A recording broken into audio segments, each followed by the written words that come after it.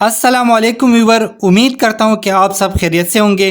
पेशाब का बार बार आना और ज़रूरत से ज़्यादा मुतहर्रिक मसाना या पेशाब रोक रोक कर आना, आज हम इस वीडियो में डिस्कस करेंगे कि जिनोरिन पोर्ट टेबलेट हम कौन सी बीमारी में इस्तेमाल कर सकते हैं और इसका डोज क्या हो सकता है और इसका साइड इफ़ेक्ट क्या हो सकता है और वो कौन सी हालत है जिसमें जिनोरिन पोर्ट का इस्तेमाल नहीं कर सकते।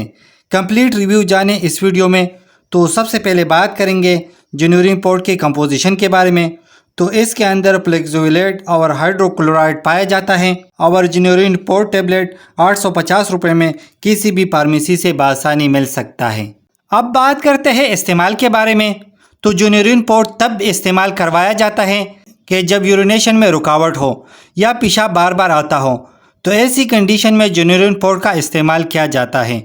और इसके अलावा जिन लोगों का प्रोस्टेट ग्लैंड इनलार्ज हो यानी मसाने का हदूद बढ़ चुके हो, तो ऐसी कंडीशन में जिनोरिन पोर्ट टेबलेट का इस्तेमाल किया जाता है।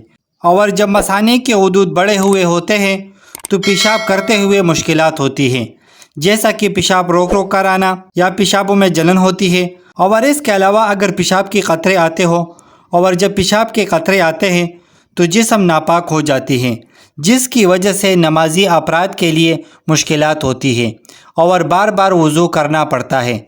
या अगर मसाना सही तरीके से खाली नहीं होता हो, तो ऐसी कंडीशन में जिनोरिन पोर्ट टेबलेट का इस्तेमाल मुफीद है।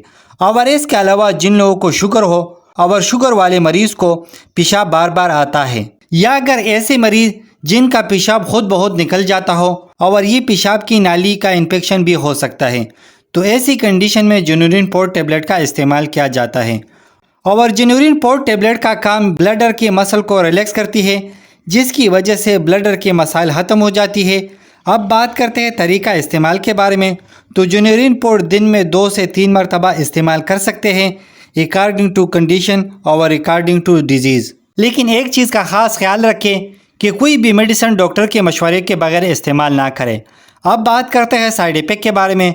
तो कुछ कॉमन साइड इफ़ेक्ट हो सकता है, जैसा कि नोज़िया और इसके अलावा वोमिटिंग और इसके अलावा कॉन्स्टिपेशन और इसके अलावा चक्कर भी आ सकते हैं और इसके अलावा एब्डोमिनल पेन भी हो सकता है और इसके अलावा स्टमक अपसेट भी हो सकता है। अब बात करते हैं कंट्राइंडिकेशन के बारे में कि वो कौन सी हालत है जिसमें जिनोरिन पोर्ट टेबलेट का इस्तेमाल नहीं कर सकते। अगर किसी को एलर्जी हो तो ऐसी कंडीशन में जिनोरिन पोर्ट टेबलेट का इस्तेमाल ना करें। तो उम्मीद करता हूँ वीडियो अच्छी लगी होगी। लाइक कर देना, शेयर कर देना, अगर कोई सवाल हो तो कमेंट्स कर देना, अगर चैनल पे न्यू हो तो सब्सक्राइब कर देना।